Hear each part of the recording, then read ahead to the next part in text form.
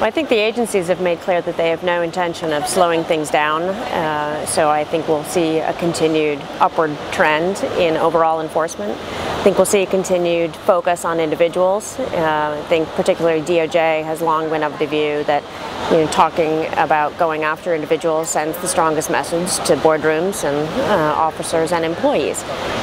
So I think that'll continue as well. I think one thing that we're likely to see the next few years is some shift in the U.S. law with regard to facilitating payments as the global pressure against that exception grows.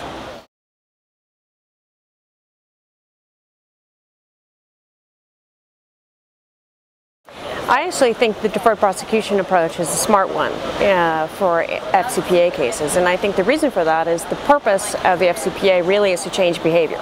And if you've got a large corporation in particular, it's hard to change behavior across 50, 60,000 people.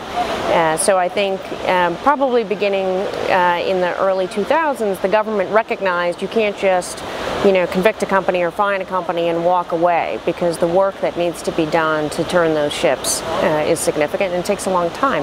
I think in terms of limits, there are limits in the sense that typically the court is approving or not approving, and so I think the courts do have a role to play there.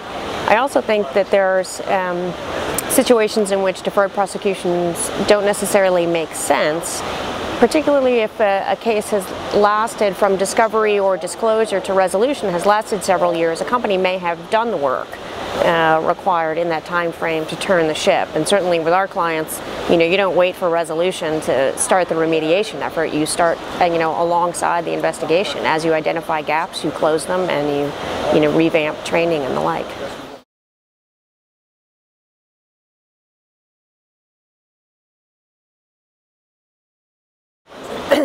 I think they just need to work hard. I think companies that haven't either been through the pain of an enforcement action or who, in the alternative, aren't doing pretty effective compliance audits probably are underestimating the work that's involved in driving and maintaining an effective program in a global organization. So I think, understanding, if you think about 3 buckets of prevent, detect, and respond to your program, I think a lot of companies think prevention is all you need to do. You put out the policies and you do the training, and I think really making sure you have effective detection mechanisms and effective response systems is critical.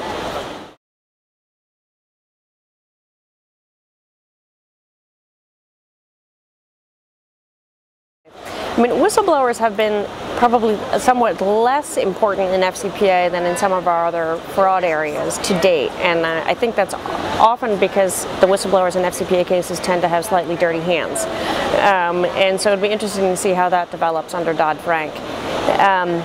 I think in terms of the media, in the U.S., I don't think they've been all that important, but I think outside the U.S., in certain circumstances, they've been critical. The Patria case in Finland is probably the best example, where an investigative journalist really drove the issue and overwhelmed what may have been some reluctance to pursue the case.